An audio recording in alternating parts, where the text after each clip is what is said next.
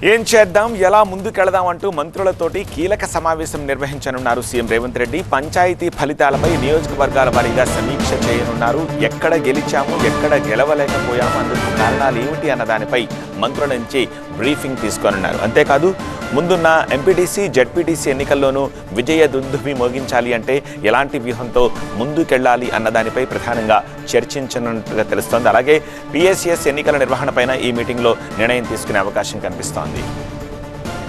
జనవరి 2 నుంచి తెలంగాణ అసెంబ్లీ సమావేశాలు జరగనున్నాయి. దీంతో సభలో పెట్టాల్సిన అంశాలపైన మంత్రులతో ముఖ్యమంత్రి చర్చలు జరపనున్నారు.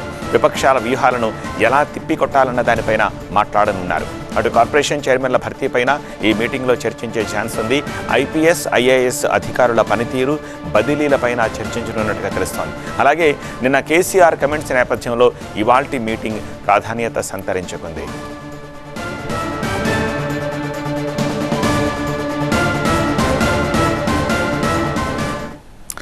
దీనికి సంబంధించి మరింత సమాచారం అందించేందుకు మా ప్రతినిధి ప్రభాకర్ ప్రస్తుతం లైవ్లో అందుబాటులో ఉన్నారు. ప్రభాకర్, మరికొద్దిసేపట్లో సీఎం కీలక సమావేశం నిర్వహించబోతున్నారు. తెలంగాణకు సంబంధించిన మంత్రులందరితో సీఎం ఈ సమావేశాన్ని నిర్వహిస్తున్నారు. గత 2-3 రోజులుగా సీఎం రెగ్యులర్గా మీడియాతో ఇంటరాక్ట్ అవుతున్న నేపథ్యంలో ఈరోజు ఈ సమావేశానికి ప్రాధాన్యత సంతరించుకుంది. మొన్ననే పంచాయతీ ఎన్నికల అంశంపైన సీఎం మీడియాతో సుదీర్ఘంగా మాట్లాడారు.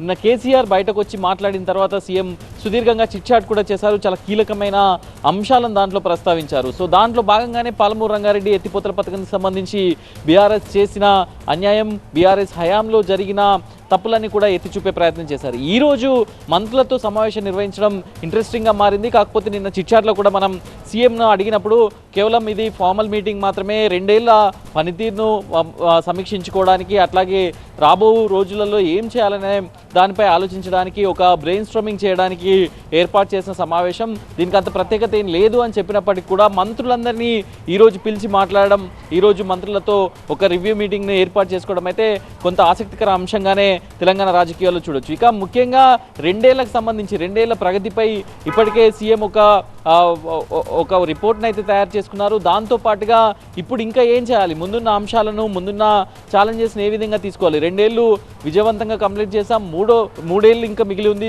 దీనిలో 2 ఏళ్లను తీసేస్తే, ఒక ఇయర్ తీసేస్తే 2 ఏళ్ళు మాత్రమే గవర్నమెంట్ అడ్మినిస్ట్రేషన్ కొనసాగుతుందనే భావనలో ఉన్న నేపథ్యంలో ఇప్పుడు ఈ అంశానికి సంబంధించి కొన్ని పెండింగ్ ఇష్యూస్ ఉన్నాయి.